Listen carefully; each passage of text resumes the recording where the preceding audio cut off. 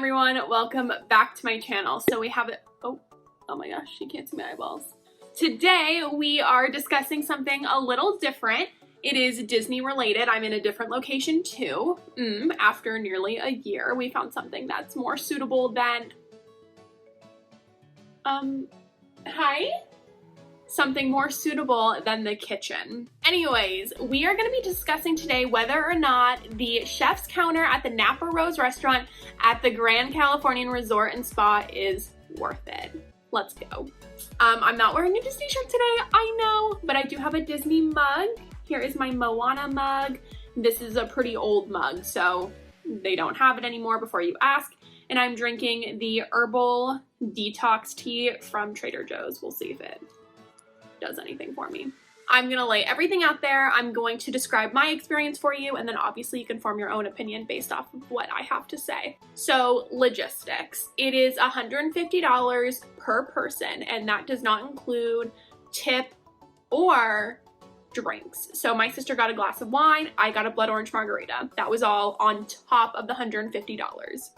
Next thing, booking is kind of a pain. Now I say that, yet I'm not the one to actually do the booking. My sister did the booking, but you need to call the second they open up for the next month, if that makes sense. I'll have it on the screen somewhere, and if I don't, I will hopefully have it down below for you, because I don't know exactly if it was 2 months, if it was 3 months.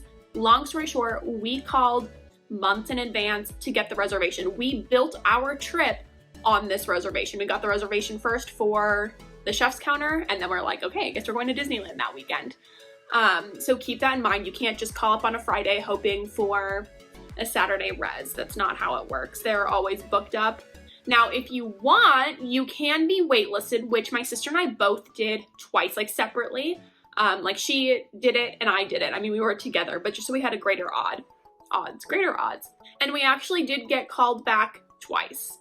That goes to show you people do cancel. Just, I would recommend, if you're on the wait list, to have a nice set of clothes with you if you're planning to change. The thing for us was that both times we got called from the wait list, we looked like trash, we were dressed like trash, and we really wanted to do like the whole experience start to finish how we wanted it, not in like leggings and a sweatshirt with no makeup on, looking like little boys. So we ended up not taking the wait list, but it's an option.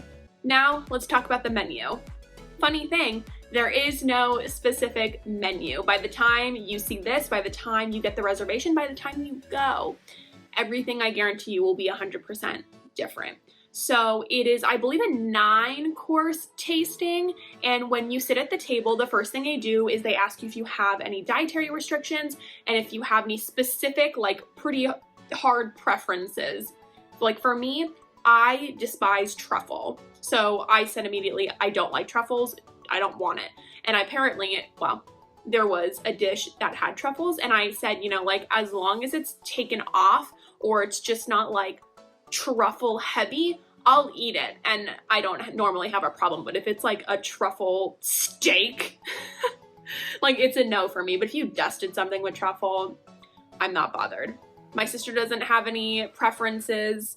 Let me see, what else? Oh, and then they ask you how adventurous you are on a scale of 1 to 5, 5 being the most adventurous. And this is pretty important because they give you foods that you've most likely, I mean, unless you do this kind of dining often, that you've never had before. So they want to make sure that they'll serve you caviar and you'll actually eat it and not be grossed out. They also ask if you're okay with like raw fish, etc. So if you have any really specific preferences, you can tell them. How adventurous you are, you could tell them. I personally feel like if you're not the most adventurous, this might not be for you. But again, it depends on the person. Like I would never go with my boyfriend, because once I describe the menu to you, I mean, he'd probably try everything. I don't think he'd end up like finishing it though. So yeah, let's get down to the menu. Oh, and obviously what's cool is that because you're at the chef's counter, you are sitting facing directly into the kitchen. We were looking at the main kitchen,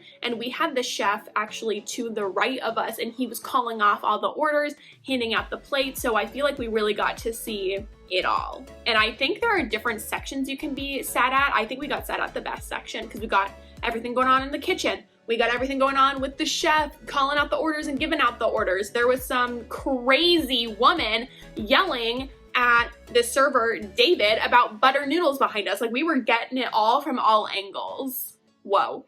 Okay, let's discuss the menu. If I mess it up, I'm sure a correction will be on the screen somewhere. So we started with caviar. This is my first time having caviar. It was phenomenal. It was in a potato with like some lime, sour cream, crema kind of moment. It was really good. See, right off the bat, like if caviar is going to be an issue, you know, but maybe there won't be caviar by the time you book. Our next course, I don't know if these will be in order, I'm so sorry. My sister got a rabbit sausage and I got a butternut squash rav with duck confit. Let me see. Uh-oh. I need to like look at what the menu is. Okay, awesome. See, look, I already messed up the menu on the second course. So for the second course, I got a white fish and that was phenomenal. And my sister got these artichoke like fritters and she really enjoyed those. So the third course was the rabbit sausage and I had the duck confit with butternut squash ravioli. Okay, the next course was a beef cheek little cone and that actually had truffle in it, but they removed the truffle for me. It literally was a cone, so you just like picked it up from this little bowl that they brought you and then they took the bowl away and you just ate it. I wasn't a huge fan of that. That was one of my sister's favorite things, and the rabbit sausage was not her favorite. I mean, it just tasted like chicken and it was a really big sausage, so it was like, and that was one of the first courses and it was like a massive sausage. And then we got our mains, I think they were considered our mains. My sister got a white fish with all these like mushrooms on it and it looked really good.